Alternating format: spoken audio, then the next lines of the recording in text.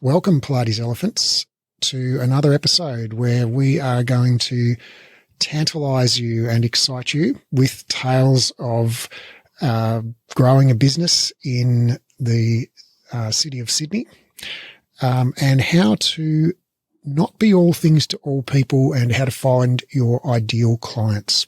And I'm joined by Naike Mouromtsev. Welcome, Naike. Hi, Raph. Thank you. Thanks for having me. Looking forward to this convo. Me too.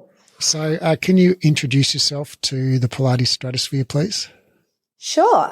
So my name is Naike and I am a Pilates instructor. I live in Sydney, Australia. I have a studio, a clinical and group performer studio, with my business partner, Fanny. Both of us have studied with Breathe Education.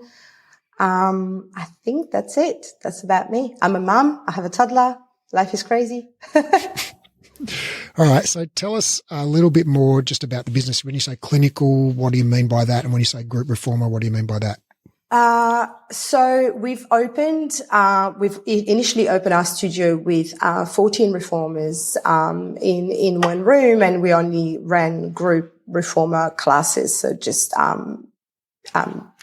normal reformer classes up to 14 people. And Fanny and I are clinical Pilates instructor. We studied with Breathe Education, and we wanted to open up. Well, a few clients started asking us for personal training and clinical Pilates. So there was a space available just next door, like in the same building, basically the adjacent space, that we had the opportunity to rent on a month-by-month basis. So we wanted to trial and see if we could open up that space to personal training.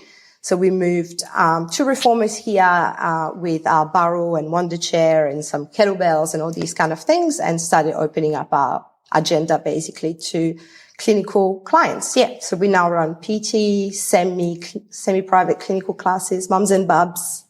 Awesome. And so semi-privates are like 2-on-1, 3-on-1? We have up to 4 people. Awesome. Yeah. Good business model. Yeah. Not challenging at all. 4 bodies in the room. That's fine. And is it just you and Fanny teaching at the studio? No, we have, so I think all together we have about 8 instructors so far. We are still recruiting more, and we've been lucky to get a lot of, Breathe Education grads who have been coming to us for mentoring. So we work with them, and then eventually they, move up to teaching the group classes. We've just hired somebody actually last week, who just graduated about 3 weeks ago with you. We've been doing some work with her. So yeah, it's good. Clinical, yes, though at the moment it's just me and Fanny, waiting on Clancy to get her clinical diploma, and then she'll be helping as well. And shout out to Clancy McWaters. Yes. So that is actually a great way to find staff, in my experience, is by mentoring people. Oh yeah. Yeah. So tell us about your strategy of how you find people to mentor. How do you choose? Because it takes a lot of energy, right, and time for you to mentor somebody. So how do you choose the right people to mentor? So firstly, I'd like to say that I don't mentor. Fanny does. I have absolutely zero patience when it comes to that. I'd be a terrible teacher. That's Fanny's side of the business. We've got very defined roles, and that is her role. So We've been posting in the Breathe Education group, and basically saying that we are open to mentor grads. And so some students who are current students have been basically coming to the studio, coming to the classes. We offer them basically a discount to be able to join the classes, and participate to the classes. And then they can also come and just observe the classes. And then what then happens is that Fanny makes time with them on a weekly basis. As soon as they're a bit more familiar about how we teach, and all these kind of things, she makes time with them. She asks them to teach her snippets of classes. Then they debrief. We work on feedbacks. And we've done it only a couple of times, but from time to time we ask some of our clients if they're available at a random time in the afternoon to come for like we call it a behind the scene class. And then that would be these people's official first class, right? And obviously the clients get it for free. They're very happy. Like, it's a community studio, so they're very happy to be part of that. And it's always just great to actually see them take that first class, like that very, very first class that they're teaching is really good fun. So yeah. And so how do you, if I apply, if I see your notice up in the group, and like, do you filter people? And if so, what do you filter for? How do you choose the right people and not the wrong people? Look, we filter in a way. First, we ask them to, I don't think we really would be speaking to people unless they've actually been coming to the studio. So, that's a big thing that I've learned when I was studying with Breathe Education, is that you have to show that you can't just apply for, like, to work at a studio that you don't know. You might not like us. You might not like the vibe of the studio. You might not like what we're about. So we usually would only take seriously application from people who have come to our classes. And I think because you guys say that to students when they start studying with Breathe Education, most of them would have bought a start pack, come to the classes, and then email us and say, hey, I've been going to your studio, really love the vibe, it's really good fun, would love to chat. And so sometimes we just, tell them, come to one of the last class of, my classes or Fanny's class, and would have a chat with them. And yeah, I think as soon as they walk in and see the vibe, see the clients, they can see if it's for them or not for them. And then in the first couple of initial conversation we have with them, it's usually very clear whether they'll be a good fit or not. Mm-hmm. And if we think they'll be a good fit, then we start working with them. They might not get a job in the end, there might not be space, but then they would have got mentoring out of that. So I guess that's great. We would have made connection. It's a great program. And it's interesting. We've recently hired a couple of trainers, at Breathe Education. And when we advertise, like, we got heaps and heaps of applicants. We've got like 44 or 45 applicants for this role. And we only interviewed like 6 people. And that's because the applicants, like, when they apply, like, some people just like, dear sir / madam, I heretofore apply for this, role. Please see attached my curriculum vitae, and you can tell it's like they've not as bad as that. No one was as bad as that, but that's that I'm kind of exaggerating to make a point, but, yeah. But you can tell that. And then there are other people that when they apply, they're like, oh, MFG, I've been following you guys for ages. I love what you do. I love it when you did this. I love it when you did that. I really want to help you on your mission. It really resonates with me. And you're like, oh, this person gets us, Yeah. And so that right there is your filter. You're exactly right. So it's basically, you want people who've already drunk the Kool-Aid. Yeah, that's right. And I mean, that's what we're about to talk about, but you do a lot of work to find your clients. And so the people that you are going to hire to be in front of your clients and teaching, exercises to your clients, you want them to be aligned with your values. Yeah. And if they're not, totally. That's fine. If they're not aligned with our values, that's fine. Like, they might want to go somewhere else. So they might want to work at, in a studio where, the vibe is different, and that's so fine. But yeah. So how many classes do you run a week now? I think 54. And that's for the group reformer? Yeah. And then on top of that, I think it's about 4 scheduled classes of a mix of mums and bubs. And so mums and bubs is semi-clinical. So, there's also only 4 people in here. And then, semi-clinical. So that's, and then on top of that, we've got quite a few clients now that are coming to see us on a weekly basis just for one-on-ones. So we're busy. We're definitely busy. We need to add more classes. I need more staff so that we can add more classes. What a great problem to have. Why doesn't anyone want to work at 5 a.m? I don't know. Well, that's what you sign up for. That's right. So tell me about your business. You have, the main, revenue engine in your business is that 14-bed reformer studio. And so who are your clients?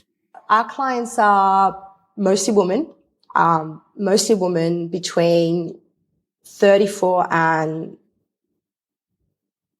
I'd say if I'm going to have an average, 34 to 55 years old. Definitely people wanting to be strong.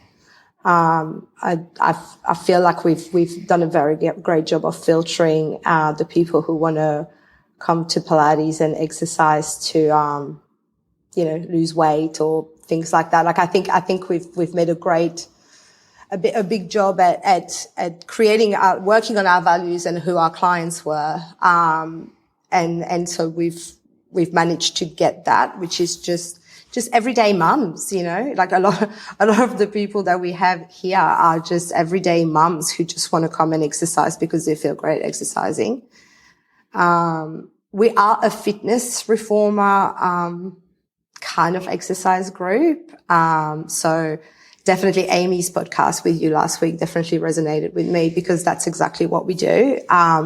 We're definitely not on the let's stretch for an hour kind of side. We're definitely on the let's get out of here very sweaty kind of side. And so that's who our clients are. Like they just don't have, like they might have just 1 hour a day of free time because they're busy moms with their own business and have things to do. So they want that hour to count. So we help them do that. And do you still run like this, basically the strengthening classes and then the cardio classes? Yeah, so tell me how that works. So we've aligned our schedule with the exercise guidelines. Oh, Raph, physical activity guidelines. Physical activity guidelines. That's right. And so which is 150 minutes of cardiovascular exercise and 2 sessions of strength and 2 sessions of flexibility, balance kind of work. So we now have Monday, Wednesdays, and Fridays. We run Dynamic, which is your cardio class, and they really are cardio classes. They're not just Pilates faster. We have cardio clusters in there, like we are making people sweat. And then the strong classes are definitely your resistance training. There's, no components of balance in there. We're really kind of like working on that muscle strength to bring the muscles to failure and then moving on. So slower, less reps kind of thing, very heavy. And then we've got Saturday, we just brought a class called Total Body Conditioning, which I basically call dynamic and strong having a baby. HIIT training. So that's your injury. To me, knowing what I know, this is your real strength class because you go fast, you go powerful movement, time under tension. You just, the explosive movements and very heavy springs. And then Sunday we have flow, which is slow. We should call it slow burn with a little bit of bending and twisting. Amazing. So that's our classes, and it's working really well for us actually. It's been like people have taken that on board really well. And we've been educating them on our Instagram and talking to them about why it's structured that way. I think the only other business that I know that's structured that way is F45, where your Monday's cardio, Tuesday's strength. I love how you've got the strong classes on Tuesdays and Thursdays, which is where you're doing your strengthening work. And so if I'm a client, I can't sort of accidentally come to like back-to-back strength-based classes on 2 consecutive days, which is, clients are prone to do. But because basically you've organized the timetable in such a way that there are no strength classes on consecutive days, basically if I just show up every day, the schedule just takes care of me and I get exactly what I need when I need it. That's right. But also if you're a runner and run 3 times a week, then you can come on Tuesdays and Thursdays only and just do your strength classes with us and you get your cardio in your running classes.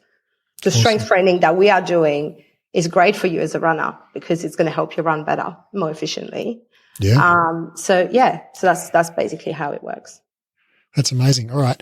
And so you said your clients are basically just regular mums who want to exercise, want to be strong because they feel great when they do those things. So, you know, the kind of the topic that we talked about off air before we started this conversation was basically finding your ideal clients and not being everything to everyone.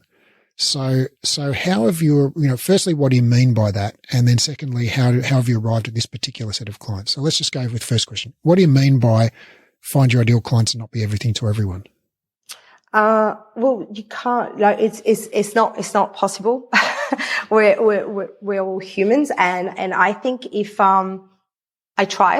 we tried when we first opened, because everybody is so well intentioned that, you always want to live in that ideal world where you can possibly be everything to everyone. The thing is, I felt like we were failing our stronger clients by trying to attend to the less able clients. And if I was trying to attend too much to the strong clients, then I was failing the less able clients. And so we had to, I guess it took us to just take a deep breath and go back and look. We did a lot of work, a lot of branding work, in which we found what our values were and what our clients were. And so we just went back to that. Be like who we are and who do we want our clients to be. And anyone who, for whatever reason we cannot help, then we can still help them. We can help them find a solution. We can see them in the clinical space, but it might not be possible for them to attend the group classes. Mm-hmm. Or if they do want to attend the group classes, because to them it's, it's a mental health issue, then they need to accept that they need to know what they're doing in the class and you do you kind of thing. I don't mean to say that in a bad way. But yeah, if somebody has some health issue that doesn't allow them to follow a very basic fitness class, but they still want to belong there, then they need to know what position to get into if they need to modify an exercise. Right. And that's the work that we do in clinical Pilates. Right. And, I guess the counter narrative to that is that, well, you can just do layers and levels in your class and do easy versions of things and layer up to it. And that way you can make it accessible to everybody. So why don't you just do that? Look, we do. We do actually. I have one of my big value as a business owner is that, and something that we try to teach to our instructors is that we should never have to modify an exercise. We should be, building layers within a class to allow people to get into the next step of this exercise or to stay where they want to stay. So that's a big thing for us. And we spoke about this, but we also have, levels in our classes. So you can come to dynamic level 1 or dynamic level 2. And, dynamic level 2 as, a certain starting position, and dynamic level 1 has a certain starting position. But I've had clients, we spoke about this off air. I've had, a client who has Ehlers-Danlos syndrome, which is basically, like a genetic, connective tissue disorder, basically. So she's very hypermobile. She has joints pain. She has loose joints. She would wake up one day and be very, very in pain. And another day she'll be okay, but she can't feel any stretch, for example. So this client attends. That is totally incomprehensible to me. I can't imagine what that must feel like. It's really hard, right? I know we're privileged because we, obviously, I'm assuming that you're in the same position as me. I don't know what it is to live with pain every day. So it's very hard to understand. I had a big conversation with her about our group classes, and she wants to join the group classes because her condition made her have a very lonely life. She's not married. She doesn't have kids. There's a lot of things that she can't do. So I think she has a very limited group of friends. And so for her, it fills her cup to be able to come to our group classes, and that's okay.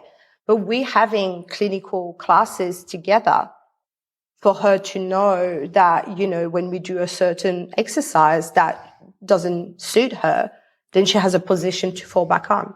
And so she comes to our classes just once a week and then once a week with me. But half the time she'll be doing, there's probably only a handful of exercises that she feels comfortable doing. Everything else just does not feel right. And that's on the days that she wakes up and she's not in pain everywhere. So I can't make one class accessible just for this person. So when you use layers, which is just basically means starting with a really easy version of an exercise and then adding a slightly harder version, and people can just kind of get off the bus at whatever stop suits them. So when you do that, you do open up your class to a broader range of abilities, but it's not infinite, right? So you can't have somebody there who's, I don't know, extremely sedentary and unfit and elderly, and then someone else who's a 20-year-old, professional dancer. And then even the most skillful instructor isn't going to be able to make the class ideal for both of those people. Like, you could probably sort of accommodate both of them, but you wouldn't be able to give them like the workout that they really, need and want. You can definitely make the classes available to everyone. And I like, that's great. But there will be a lack of challenge for the stronger person in the room. In a way, there will be, and it's, sometimes it is what it is. I'm sure it happens sometimes. But if you do cater for that strongest person in the room, then you're probably going to make that less able person in the room feeling like crap when she comes out. And that's definitely not something that I stand for. I want everybody to leave the room feeling very happy. So we've built up layers in our classes. So if you come, and that all comes from a workshop that we had with, Nathan Russ's Reese, and I know Laura from, Rise did the same. We've all kind of adopted, we drank his Kool-Aid, but it was really helpful for us because he was very, I guess, he said to us, you're going to lose clients at some point because your very strong clients are going to want to find their next challenge. Yeah. And we're not, like, as a business, I mean, there is no shortage of new Pilates studios opening, right? There is and there's room for all of us. But if you don't challenge your clients, or if you don't find a way to retain your clients, then they're going to move on to the next good thing. And so that's what we're trying to do. Like, as much as I would love to be, able to have a business and say, oh, we've kept our open classes for everybody because this is a perfect world and this is how it works. It doesn't work like that. And we need to make it work. I need my 6 a.m. guns to have enough challenge. And so, but I also need, they know that if they book to a level 1 class, the class is going to be a level 1 class. It doesn't mean they're not going to sweat, but they know it's a level 1 class. So they're not going to come out of this class being like, oh, I didn't feel like I was challenged enough today because we didn't do lunges standing up with one foot on the foot bar. Well, no, it's a level 1 class. You probably felt a burn because you did lunges, but they were on the floor because we keep people close to the machine in a level 1 class. So I do feel like our levels are different to what, Laura's level are, like in the way we've defined them within the studio. But we had to define them so that we could keep our clients happy. And they are happier. Right. Because if I'm a beginner or if I'm a more advanced student and I just am really feeling run down today and I wanted just an easier class, well, if I show up at a level 1 class, I am expecting a certain thing. Yeah. And so I don't want to be smashed in a level 1 class. Yeah. So the way our levels work is that level 1 doesn't mean you're going to work any less.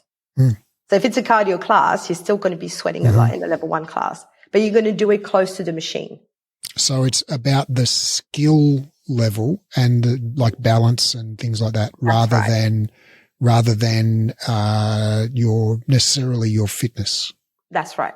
So, Got it. so in our level 1 class, a plank would be starting with, planks on your knees and then evolve up to like planks on your toes. And then we know, as fitness instructor, there's so many ways that you can make that plank still challenging, even on your knees, right? And there's still progression within our levels, right? It's not just black and white. There's still a lot of progression within that, but you would stop on plank on your toes. And then in a level 2 class, our starting exercise would be plank on your toes. Your progression would be hands on the shoulder post and toes on the foot bar, right? And that's so if any level 1 new client or somebody who can't plank on their toes come to a level 2 class, I probably will come to them during the class and be like, hey, we're about to plank. If you want to go on your toes, that's so fine. There's absolutely no problem with that. But I might not cue it because that's just not the level. Everybody else, they'll be going up onto their plank, right? So this is so lunges, level 1 lunges, they're on the floor on a stable platform, or there's a way for you to hold the foot bar in a way. Or if we do some kind of like reverse lunges, Russian splits, whatever, you've got the short box there with your hands on it. Your progression eventually might be to stand up, but people still have the option of having their hands down. Your level 2 version will start standing up. And our level 3 class, our level 3 option might have their back foot on the foot bar rather than on the platform extender. So that's how we've laid our classes.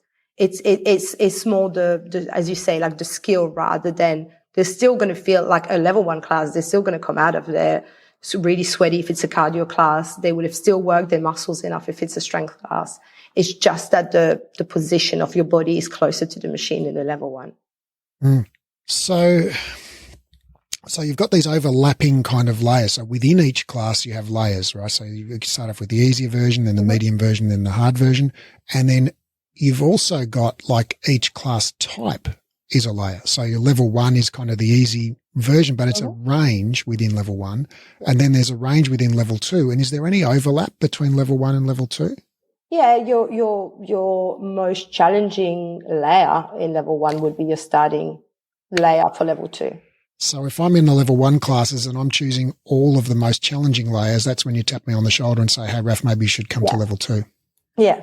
I tend to, like, cause I don't see everyone. And my hours of teaching in the studio are being reduced as I'm taking on more, private clients. So I tend to text people. I'm getting the feedback from our instructors and then we also, it did happen a couple of times where we literally just changed the level of an entire class because we've realized that everybody's doing it. Yeah. We're just right there, right? You read the room, you know how things go, but yeah. It definitely surprised us. Like as we opened the studio, there was that, that gap when you started advertising where you don't have a studio yet. And we've had so many people contacting me, and calling me and be like, hey, I've never done reformer Pilates before, so I'm a total beginner. I don't know if this is for me. I don't know if I'm going to like it. What class should I try? What should I do? And then it was like, as we opened, I said to all the instructors, I was like, guys, take it easy. Like, I know you're all guns, but like, let's just take it easy because I think everybody's very, very beginner here. Like, let's just, all the classes were open level then. I was like, let's just keep it down. Like, let's just tone it down a little bit. And then the first week went by and we realized that there was no toning that down. Like everybody, like if we said, let's grab some dumbbells, everybody would go for the 4 and the 5 kilos, like at week 1. If we, like people would just take on, like you say, they would take on every single layers that we were offering them. And then in contrast, we'll get some new clients who were, in their late 60s or 70s, and they were trying to keep up with the younger ones, which gave me a few, minor heart attacks. But yeah, like they would, like I remember teaching a class which like literally scared me. We're doing side arm on the box, and I had a client who's in her 70s and she's really active. Like she's she's great. She's been active her whole life, so she's really, but she's still 70, and so her balance is not as great and everything. And she's been doing a lot of boxing. Comes to Pilates, her first class with us. She's with her daughter and her granddaughter are in the class as well. and we're doing sidearm on the box, and then I see everybody's doing it, and it's an open class, and I have a few very able people in the room. And so I give them the option to try to stand up, like sitting on the box, but coming to like add a squat to that. And then she starts doing it. And then there's me just standing behind her being like, yeah, okay, I could see her fall. And she didn't. She was awesome. But that's probably when we were like, okay, we need to do something about this. Because this one day could be somebody falling off. So, all right. So you've got, so how does this, relate to where does the concept of not being everything to everyone come in? Because this sounds like, the way that you've described it, it's very open for different people. Like if I'm a beginner, an intermediate, or advanced person, basically there's a place for me here. Yes. I'm sure that we're not. We're a very athletic studio. And so, we've had a few people decide not to sign up because that was not what the idea of Pilates was. Yeah. Quote, it's not Pilates. End quote. Quote, it's not Pilates. And hashtag real Pilates.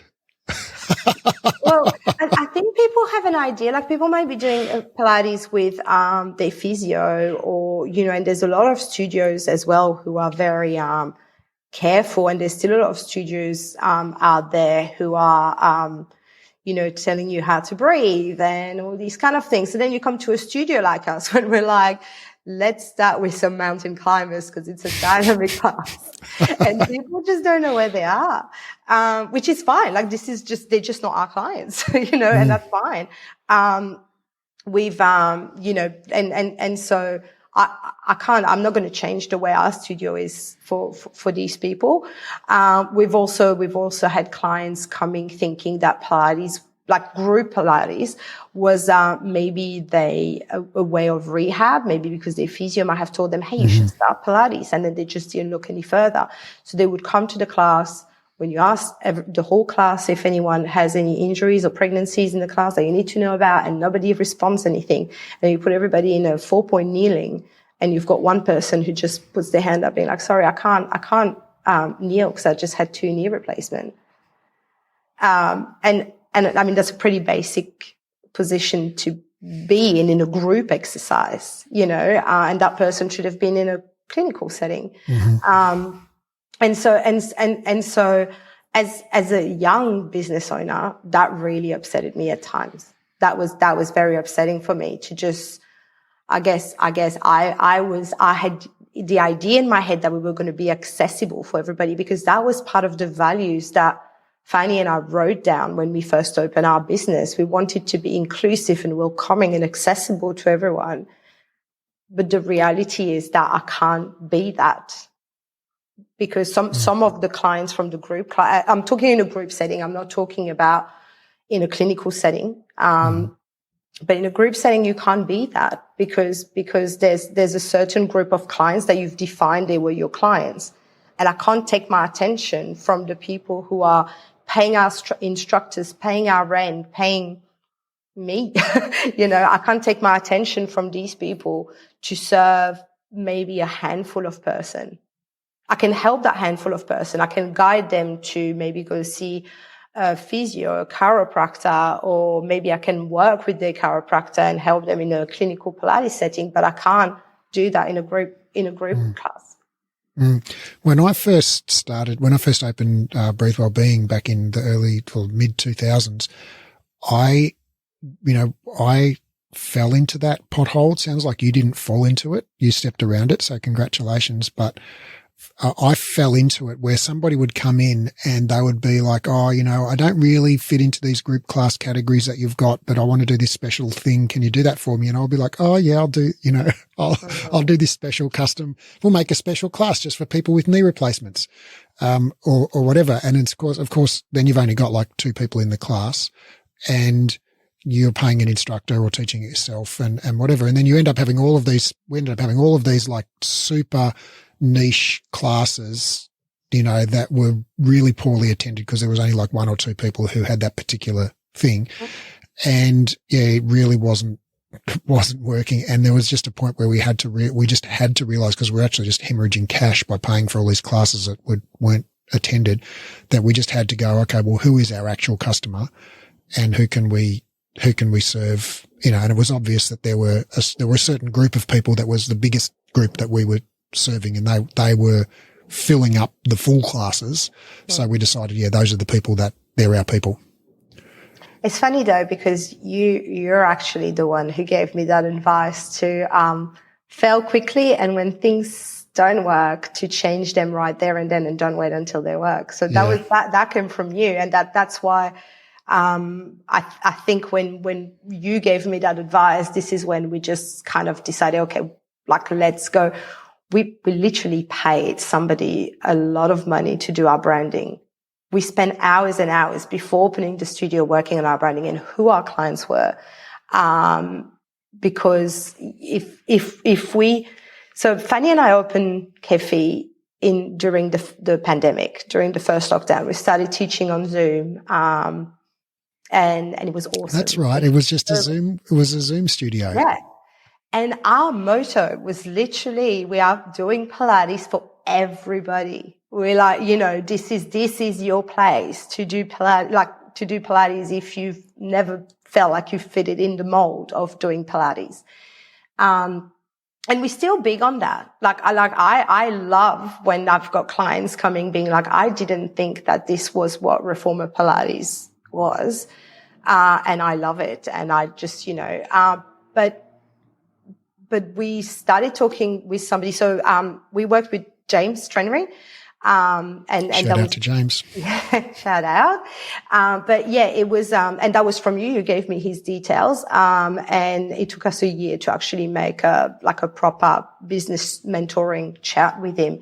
And his first thing was like, if you're going to open a physical studio, you need to define who your clients are. Because if you're trying to attract everybody, you're going to end up talking to nobody. Because, or you're going to stretch yourself thin by thinking that you can help everyone. We cannot help everyone. Because, there's no way that we can do that and still be able to make, and I'm not even talking about being a profitable business, just running a business without being at loss, because you're not stretching yourself thin by trying to help everybody. There's no way to do that. But I would love to know that there's a Pilates studio down the road who helps the people that I can't help and be able to refer them to these people. I would love to be able to do that. But yeah, we spoke with somebody about, who our clients were, and we literally wrote down, I literally have some client profile, random clients, we were not even open. We're like, okay, who's our clients? And we had to come up with 3 names and their age and what they do for a living. People that did not exist, we had to make them up. And these are our clients. And so we do want to attract the wider population and the people that don't feel like they fit in a gym where they have to be in the latest activewear and in crop tops and they have to look a certain way. We definitely are there for the wider population, but we work only with, I would say, able bodies as far as the group reformer is concerned. And then the clinical Pilates, obviously we can help a broader range of people. But even saying that, you are there for the people who sort of don't feel like they fit into the mold or the image, or the aesthetic, say, of what Pilates is meant, quote, meant to be. And I identify with that group, because I can't touch my toes very easily and I don't have the latest activewear and I sweat doing the hundreds. I don't have a dancer's body. Never did. Me too. I don't fight with that. So I identify as one of those people. But even saying that is really sort of sticking up for one group and saying, okay, we are for these group, but therefore, well, what about the people who do like the latest activewear and do look like dancers and do think it's important to be graceful, as you exercise and whatever. It's like, well, there's nothing wrong with those people. They're fine people, but they're not your people. Right. They're not my target market. Yeah. They're more than welcome in the studio. Like I have a lot of these kind of clients. They're more than welcome in the studio. But if I speak to somebody, like the posts that I do on Instagram are Google advertising, are Facebook advertising, they're not targeting these people. Right. They're targeting the, the people that we want to target, like right. who our clients are, because that's how it is. But then there's KX at 10 minutes away from here, and they're targeting a different kind of clients. I'm targeting the mums of KX's clients. Right. KX right? Younger crowd. That's right. The kids come back and say, hey, Mom, I'm doing Reformer Pilates and this is awesome. And then the mums try KX and it might be a little bit too KX, daunting. I don't know. And so they then would come to us.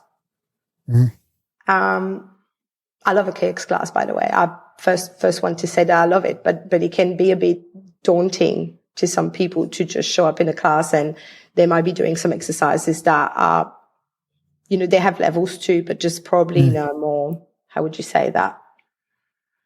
In a more intense level, I would say.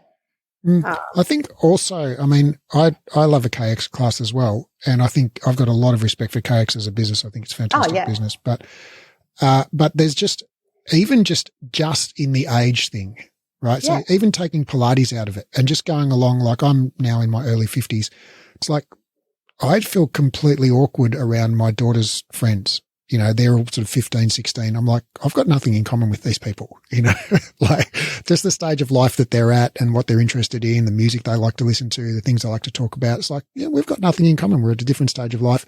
And I think if I went along to, a situation like if I go along to a Pilates class, it's like the music that they're playing and the jokes that they're cracking and the pop culture references that they're making and the leggings that they're wearing, they're all like a generation, apart, and I would not feel comfortable. I'd much prefer to be around people of my own age who get, who can talk about like 90s TV shows and, all of those other things. I agree. I agree. Definitely. Yeah, definitely. And I think we, that's what I mean by, you can't be everything to everybody. We're a certain thing to our client, and KX is a certain thing to their client. And it's great. I go to KX. I if I have time, I go to KX and to other studios that, but to us, our business model works with the kind of clients that we have, which is the wider population, which is the kind of studio that allows you to just, show up in your track pants if you want to show up in your track pants. Because I had a client the other day, she came to me, she ran to class and she said, oh my God, my baby just vomited on my t-shirt and, and I stink. I'm just quickly going to go to the toilet and clean it. Like, can you believe doing that in a class where everybody's wearing the latest activewear and have really like sleek hair, and then you walk in and they just turn around to you and you've just got like dribble of vomit. Baby spew, yeah. Whereas with that's right. We've made it that, somebody would walk up like that in our studio and everybody will crack a joke about it because, we know. Right. I'm interested actually to talk about this branding thing more in depth with you because I haven't physically been in your studio. I can just see I've seen the background of it a few times when we've been on Zoom calls, but it looks like a lot of just white space to me, your studio. Is that correct? It's very airy. Yeah. Yeah. I'm in the clinical space now, so obviously it's a bit different. But yeah, lots of windows, sheer curtains, and just our branding. So we've got one wall in a bit of a beigey, a bit like the wall behind you, in a beigey color with like just a big Kefi Studio Pilates logo. And then we've got these very cute arch mirrors. That's it. It's interesting because when I think about the KX branding, all the KX studios have define yourself on the wall inside the studio. And I think that's brilliant branding. I mean, it's working for them. That's why they've got it there. And I think it's very clever because it's a double entendre. It's like about define who you are as a person, by taking charge of your fitness and health. But it also means like define your physique, become more toned, get a six pack, tone your butt, all of that stuff. And so I think it's brilliant marketing, but I think it's brilliant marketing for a very specific segment of the market. And I guess the reason I'm asking you about this, and I asked you about so what's on your walls, is because I thought, well, my guess is that probably wouldn't work for your market. That would turn them off. No, and actually, if you look at our Instagram, I constantly talk about exercise for your mental health and to feel stronger and to get your endurance better, not for the way your body looks like. Yeah. And here's 10 reasons why you should exercise that have nothing to do with the way you look like. And how great would it be if, we could just work out for, mental health rather than, the way we look like. And that's something that we don't talk about that in the studio. Like there is no talk about I lost 3 kilos or I changed my body through Pilates. That's not what we're here for. We're here because exercises is great for your health. And we're not starting a conversation about anything else. It's interesting that, I've talked about my wife, Jules, about this with my wife, Jules, who is basically the same age as me, although I'm going to say she's 2 years older.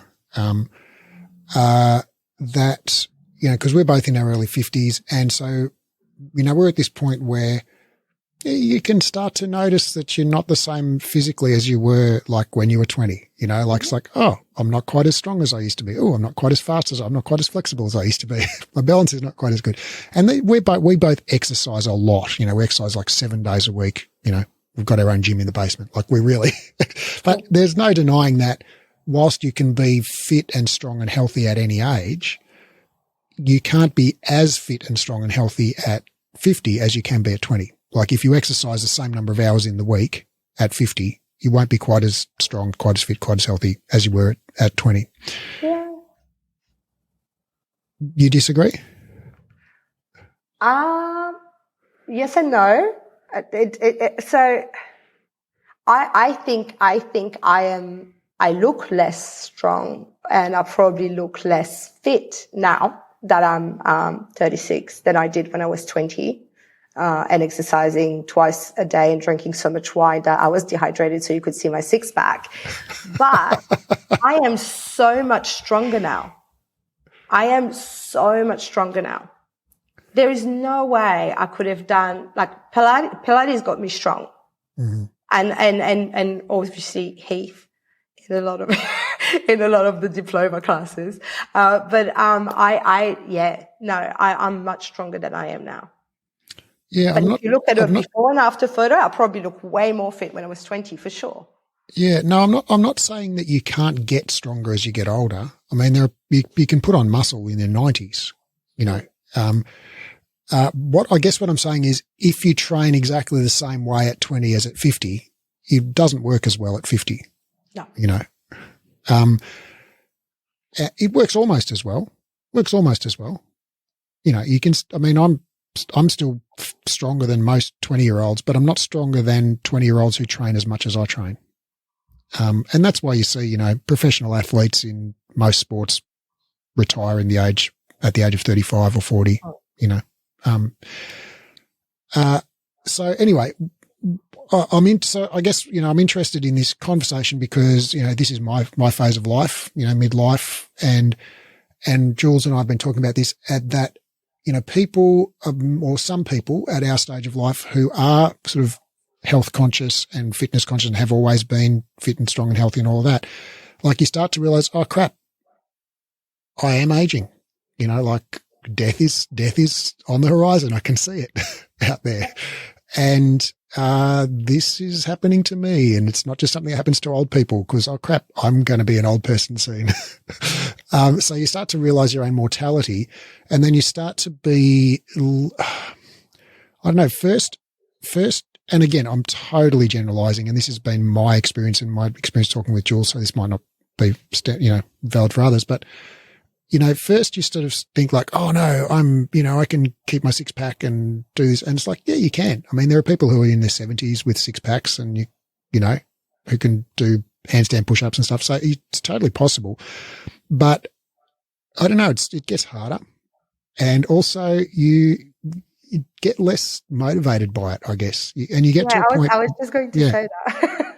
you get to a point where I got to a point anyway, where I don't know, like I guess it's also kind of like clothes. Like at a certain age, you need to stop dressing like a 20-year-old and start dressing like a more mature person, right? And that doesn't mean wearing like flowing robes and Dame Edna glasses necessarily, but it's like the clothes that suit a 20-year-old are not necessarily the same clothes that suit a 50 or 60-year-old. And so I think it's something, I can't really put my finger on it, but it's something about basically accepting your age or, like embracing your age that is a little bit, the approach is subtly, the psychological approach and your motivations for doing things are subtly different than they were at 20 or even 30.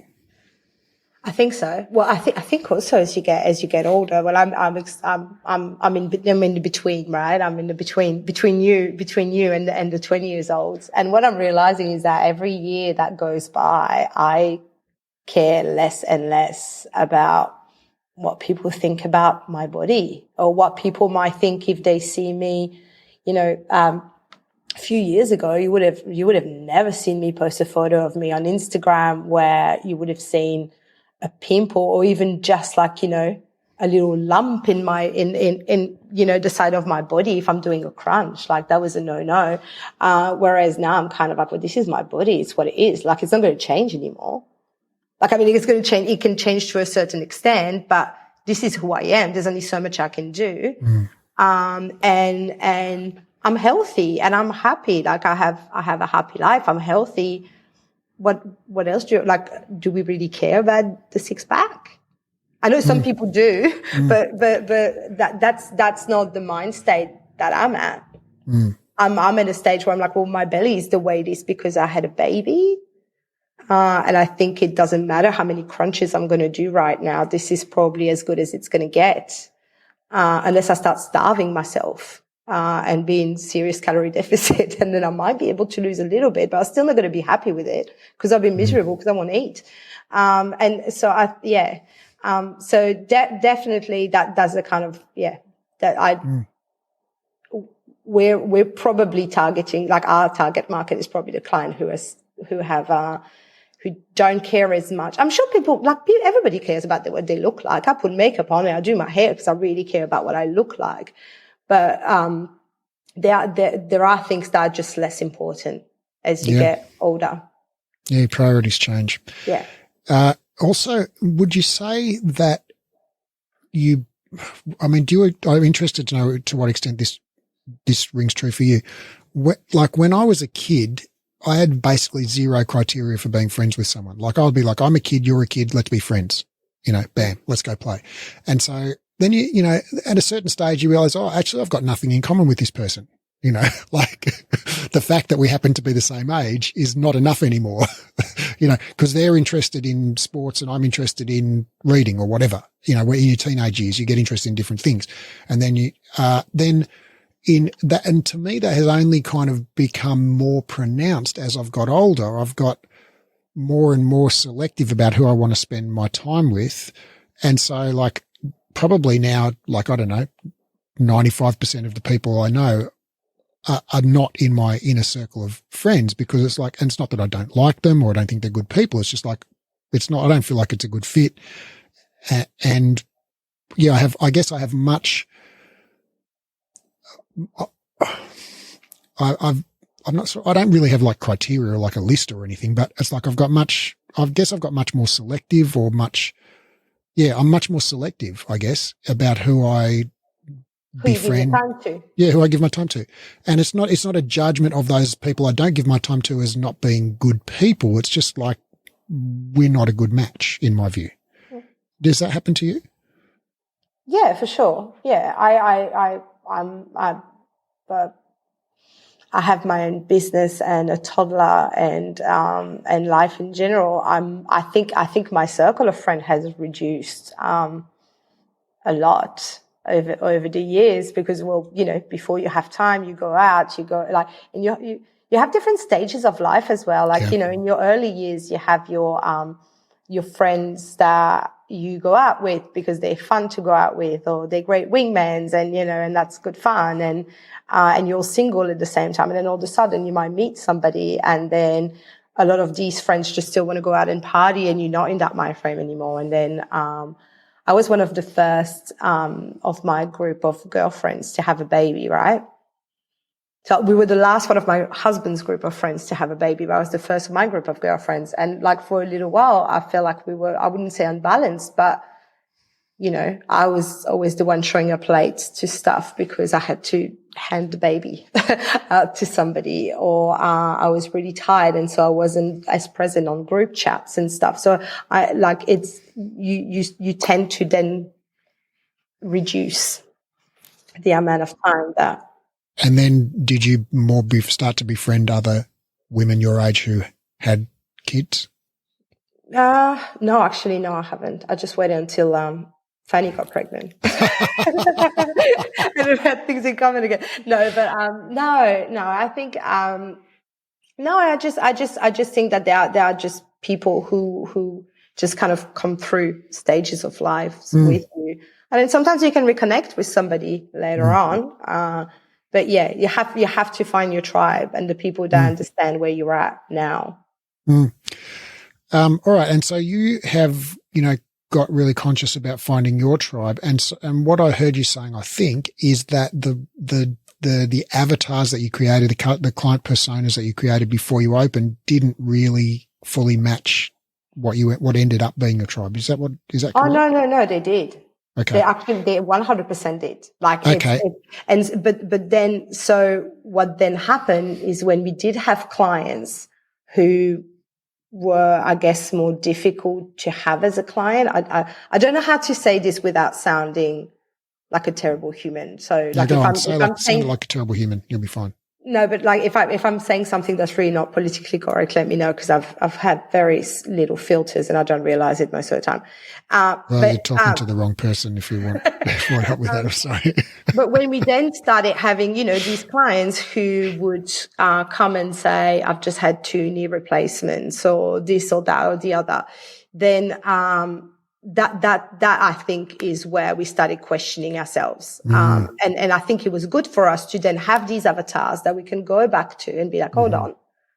We've just paid somebody like close to 10 grand to do our branding and to do this entire, like to literally design our business, right? As far as the branding and our voice was concerned and our vision. And why would we just go and change it? Because we have 5 people out of 300 clients who need that changed. Can we do something with these 5 people? Can we direct them somewhere else? Can we help them in a clinical Pilates setting? But then the issue is, you know, if you talk about accessibility, is by making our classes, by moving these clients into semi-private or clinical Pilates, then it wasn't financially as accessible to them anymore. And I guess, you know, the whole accessibility thing is a loaded term. It really is. At the moment, but I think it's you know, there are 2 meanings of the word accessible. There are multiple meanings of the word accessible. But I think the problem arises, like, I want to say straight out that I think just about everybody in the world, like, wants a better world where people are kind and considerate and accepting of each other, and, you know, where everybody's welcomed. Like, I think we all agree on that. I don't think there's anybody going, no, I think we should be more mean to people. You know, no. Like, of course. And when you can't help somebody, as whether it's a friend or a family member or a client, you feel like shit, like you do, right? Yeah. So no, but sometimes as a business, you don't like, or as a human, as a instructor in general, you have to be grown up enough, I guess, to just say, I can't actually help this person. Not in this situation. Yeah. Well, I think where a part of the problem is when we confuse the name of something or the intended effect of something with its actual effect in the real world with flesh and blood humans. So say something like making your classes accessible, right, to all people. Well, that is a fine thing. It's like, who wouldn't want that? You know, like I said, everybody wants a better world. Everybody wants us to be, you know, people to be kind, I'm assuming. Everybody wants people to feel welcome and valued. But the thing is, all right, so that's a great name and it's a great policy and it's a great intention, but it's not actually physically possible in the real world of flesh and blood humans when you have somebody with 2 knee replacements 4 weeks ago and you've got somebody else who's an elite gymnast. Like, how are you going to accommodate both of those people in the same session? Yeah. It's like, there is no way. And if you make the class appropriate for somebody with the 2 knee replacements, well, the gymnast is going to not be challenged, right? It's not going to be, it's not going to be accessible to them. It's going to be inaccessible to them. Whereas if you make it appropriate for the gymnast, well, the person with the double knee replacement is not going to feel included and welcome, right? So there is no middle ground where both of those people go, oh, yeah, this class was awesome. It was perfect, right? So, and likewise, like if you have if you are a studio like you are, like you and Fanny, where you are for the people who, like you said, you know, don't feel like they fit in a gym where everyone's in perfect lycra, or in a KX studio where the music's pumping and it's define yourself on the walls, or, you know, like you're for people who don't fit that mold. Well, if you're, you know, saying on social media, the mental health benefits of exercise and the health benefits and getting strong and all of these things, it's like, well, that's all awesome. But what about the people who want a 6-pack real bad? You know, you're not attracting those people, right? But there is no way, I don't know a way that you could say, hey, we're for people who want to exercise for the mental health benefits and don't care if you've got a tummy roll, right? And we're also for people who desperately want to have a 6-pack and don't care about anything except appearance. You know, it's like you got to pick, and it doesn't mean that you can't have all of them as a client, right? It doesn't, like a lot of my young clients, I got them through their mums joining the studio and then telling them, and then now they come and they're the one who want the 6-pack and come with their latest, you know, nimble activewear crop top, and they loving it and they love the exercise. My advertising probably wouldn't have reached them. Mm-hmm. Maybe it would, I don't know. But they probably wouldn't have been attracted by the way our advertising looked. They probably would have looked at our Instagram and be like, you know, I kind of want to exercise this for the way it makes me look. And that's fine. But then they came to us because their mom would have been like, oh my God, I got to this great studio and everybody's having fun. Everybody's chatting. Nobody takes themselves seriously. We're cracking jokes while we're doing some planking. It's good fun. And then they come and try us. But the people that I'm trying to target are not these 20 years olds, as much as I love having them in the studio. Well, paradoxically, the brilliant way that you've designed your schedule and your classes actually is the best and most effective way for people to get a 6-pack if they want to get a 6-pack. But so it actually, the product works, but it's that's not what's on the package. That's not what's on the box. The picture on the box is have fun, feel good, get strong. That's right. And you're welcome here if you've never exercised before, and if you don't know what Pilates is, you're welcome here.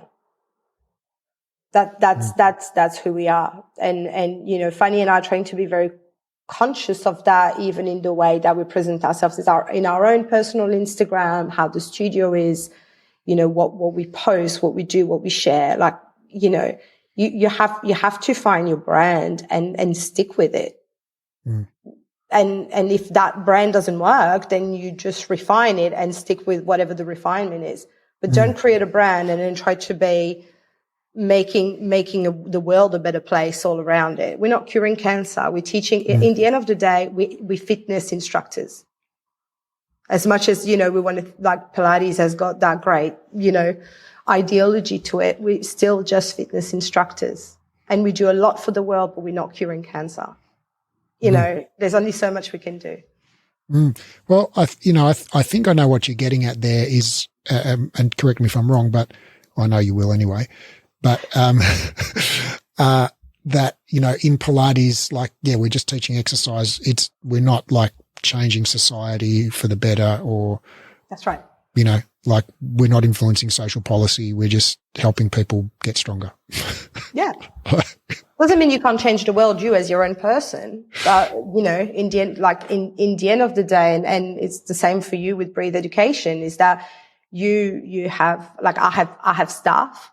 I need to make sure that I'm making enough money to pay the rent, to pay my staff, to make sure that they keep their job. Because if I start losing clients because I'm trying to help way too many people, that I'm losing the people that are my main source of revenue, then I can't pay my rent. I can't pay my staff. My staff might lose their job. They have a family to feed and they might not be able to do that. There's a lot on the table here. So you have to stick with what your business is and your values and your clients and what they are, because it's a business in the end of the day, even if you're not in there to make money. It's still a business that you have to make work. People rely on it.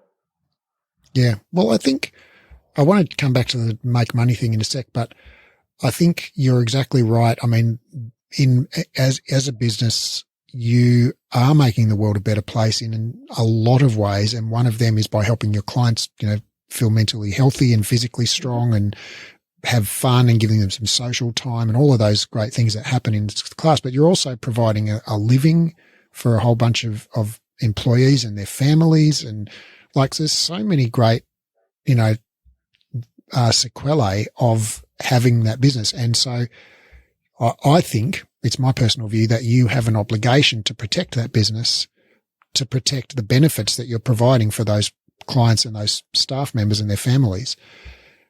And so I think, it's your obligation as a business owner to do what's in the best interest of the business, because the business does what's in the best interest of those people. And so, yeah, so I think it's your obligation to keep it going and to serve those people to the best of your ability. And that does mean, calling out your tribe, your people, your community, who you're for, and having your client avatars. And you can't be all things to all people. No, definitely you can't. Yeah. I want to come back to the money thing for a moment. Because you said that a couple of times. I can't remember if the first time you said it was on air or off air, but you said, like, even if you're not in it to make money. And I don't know where that's coming from for you, but I think that in general, I think in Pilates we have a cultural cringe around making money, and that I know, Naike, I'm 100% certain that you are in this because you love Pilates and you love helping people, and you get joy from and are motivated by seeing people feel good and make breakthroughs in their physical and mental health. I know that for certainty, right? There's not a cell in my body that doubts that. And I think it's okay to make money as well. Yeah, it's okay to make money doing that. I'm with you, like 100%. And I mean, that's the whole point of, I'm no Mother Teresa. Like I have a family to feed, and I have, things to buy, and also, it's interesting. When we started the business, Fanny and I, it was the start of the pandemic, and we decided that neither of us was going to get paid, right? The money that was going into business was to do other fun things with the business and eventually maybe grow it. I remember you told me that ages ago. And that was so fun. Like I learned so much, and it was such a fun thing to do.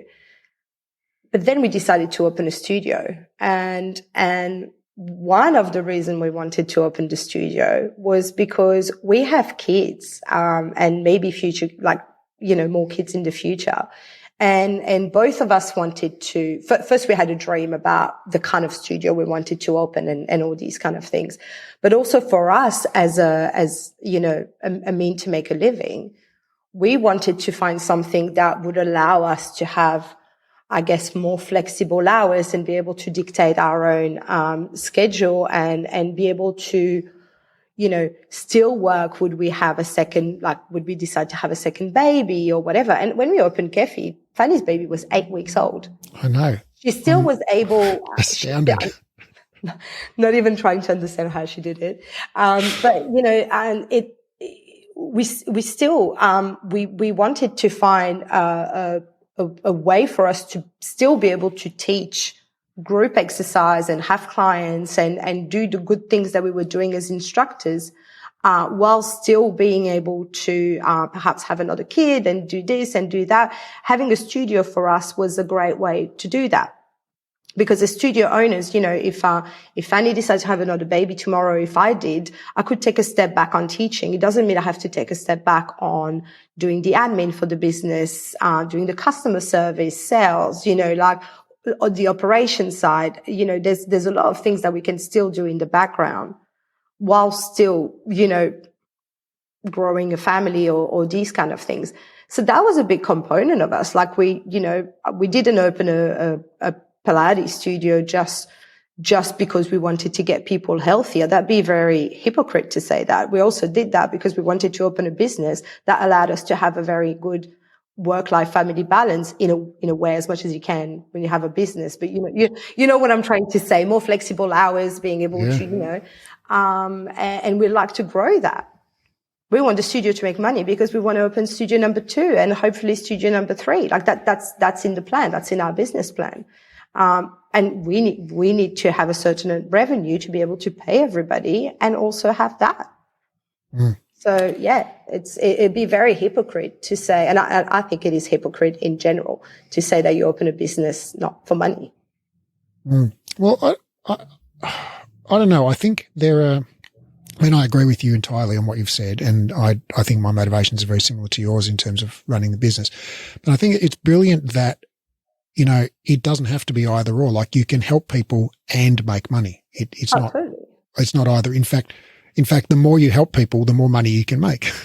You know, I think I probably agree with you that there is a degree of hypocrisy, but I think that comes because people feel like embarrassed to say that they want to make money, and they feel like maybe it makes them a bad person, or that they're sort of like selfish or something. And I think, well, if you want to make money by selling people something that doesn't work, yeah, that kind of is selfish, right? But if you actually believe that Pilates does what people think it does, like makes people, you know, mentally more healthy, physically more healthy, live longer, happier, like more able to do the things they love, less likely to get injured, less chronic disease, like so many benefits. Like, if you believe those things are true, like that's worth money. those things are worth money. Like every business out there. Like, you know, I'm sure your psychologist really, really wants to help people. That's why they became psychologists. There still needs to get paid. Yeah. You know, even though I'm sure that they wake up in the morning loving the fact that they're helping people. Well, also sometimes the charging for it actually makes it work better. Like, I'm just pulling a number out of the air, but there must be at least 10 million free exercise videos on YouTube, right? That people can literally do for nothing. Mm-hmm. So why don't they? Right? Because it's not motivating, right? And part of the motivation is, well, I've freaking paid my membership, so I better go use it. Right? Mm-hmm. That's part of and there's other parts of the motivation, which is the in-person experience of the interaction with the trainer and the other client. All of those things, they are part of it. But part of it is the fact that I've paid money, and by golly, I'm going to get my money's worth, right? Yeah. So actually, when you charge more, the service becomes more valuable because it is more expensive. Because when it's more expensive, people are more likely to commit, right? They go all in because they've paid for it. Mm-hmm. So, yes, I mean, if I make a reservation at a restaurant and they charge me $100 deposit, I'm much more likely to show up for my reservation, right? And that's just the same with Pilates. Yeah. Well, so, and we charge if you also don't show up. So right. so you better show up. So I think there's a false dichotomy between charging money and making money and doing good and being a good person. I think it's a false dichotomy. Yeah. You can be both. Yeah. And I think, I think a lot of people also think that they really want to help people and they really want to make, Pilates accessible to everyone and all these kind of things. And so they feel like financially it needs to be accessible for everyone. All right. Great. Yeah. I agree. But I don't think a lot of people go about it the right way. I think because there are people I'm so with you on this, and I see this all the time. That, that people want to, Pilates instructors want to make Pilates accessible to people who can't afford, the premium price range. And so they make their classes cheaper. But I think that's a terrible mistake, because all it does is, makes that Pilates instructor results in that Pilates instructor not making any money. It devalues as well. Yeah, totally. It devalues the other classes and other people's classes.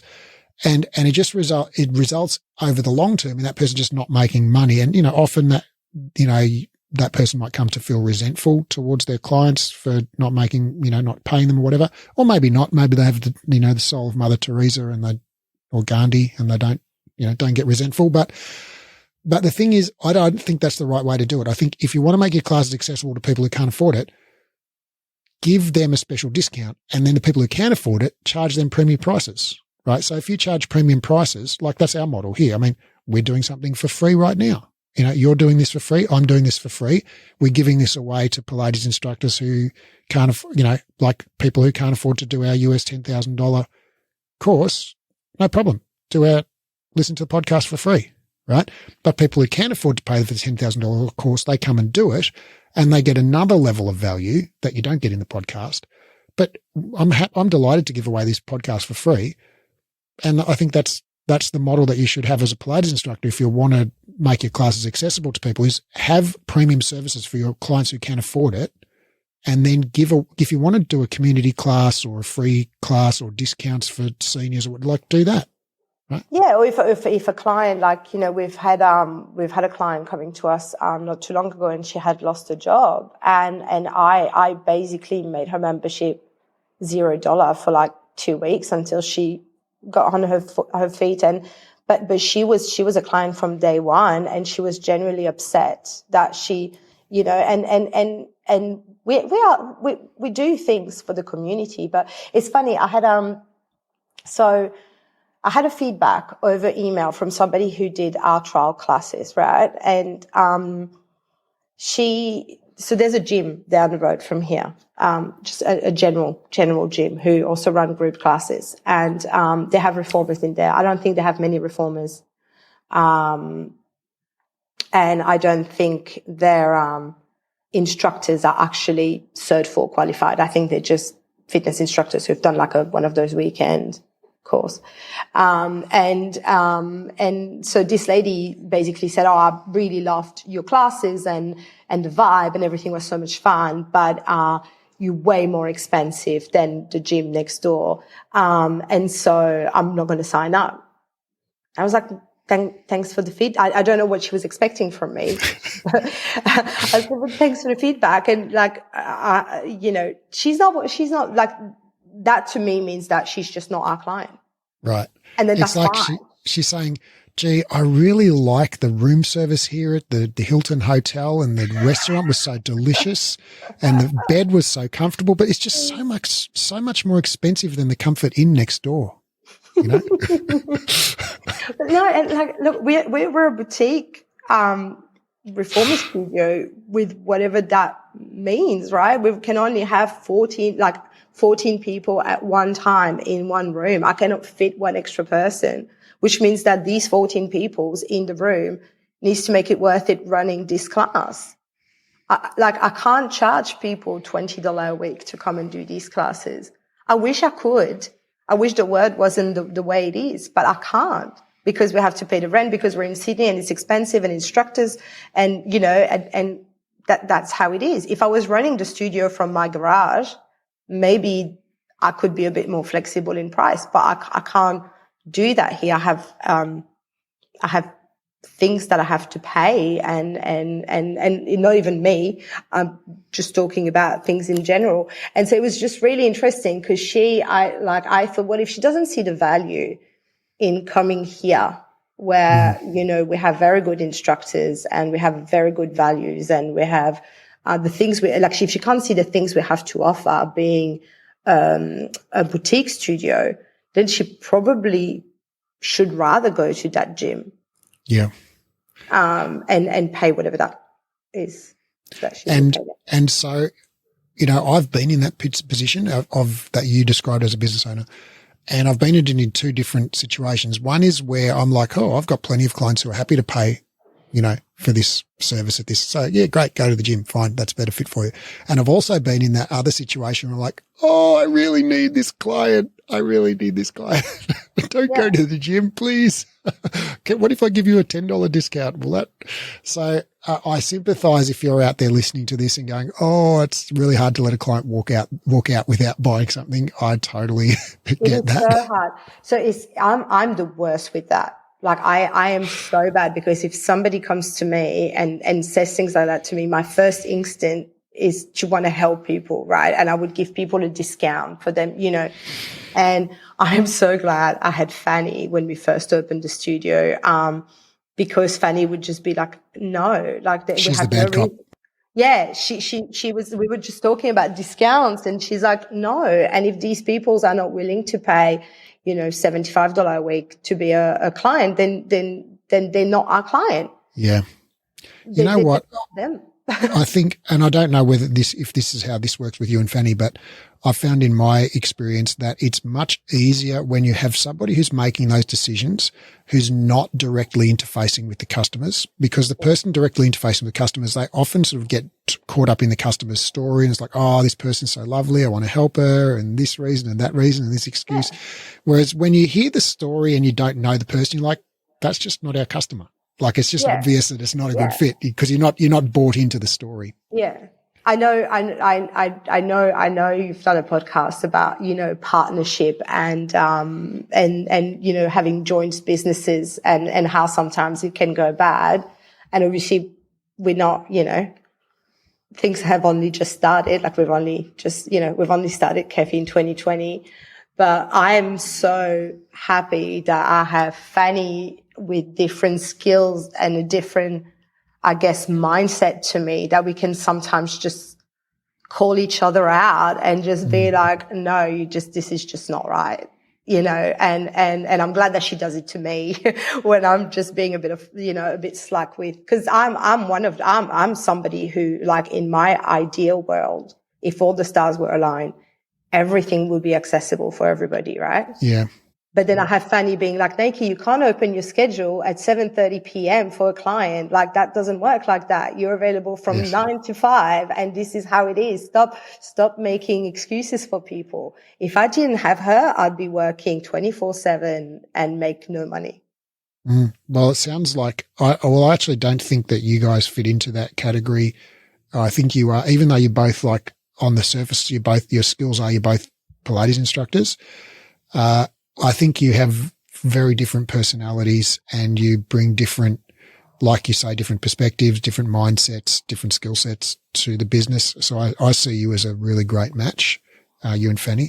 And it seems, and my evidence for that is like what you just said, is like, I love that I've got Fanny in the business. Yeah. So I think you guys are exempt from the kiss of death there. Oh, thanks. Thanks for your blessing, Raph. But I think it is really important and valuable to have somebody, if you're a business owner out there, or if you're just negotiating with a client, or if your client is the business that you work at, if you're an instructor working at a business and negotiating your rates or corporate rates or whatever, to have somebody objective who doesn't know the personalities involved, who's not part of the story, to go, hey, here's the situation. What do you think I should do? That person, that objective person, has a much better grasp of the overall situation than you do, because you're probably too emotionally involved And yeah, it's much better to get an objective person to give you that advice. And often, you know what, I bet you can do this now, Nike, is you can just think like, oh, what would Fanny tell me? And you can go, yeah, I know. Fanny would tell me to say no, you know. Oh, I just text her. I would just text her and I'd be like, oh, this client's asked for this. What do you think? And she'd be like, no. But I bet you know that before you even text her. Yeah. It's just the validation. But yeah, it's like you were saying earlier, I think, you know, to just summarize everything, accessibility is a very loaded word. And in a perfect ideal world, we would be accessible for everyone financially, time-wise, for all able or unable bodies and all these kind of things. And unfortunately, we're only just humans. And that's there's only so much we can do so that we don't drain ourselves. Like, you know, there's also the component of just still needing to be there for everybody else. Right. We can't solve for world peace all at once. All we can do is make the world a little bit better in a small way in our own corner of it by helping a certain group of people. Yeah, and you have to have your boundaries. What a great place to leave it. Thanks, Nike. Thank you. Thanks for having me.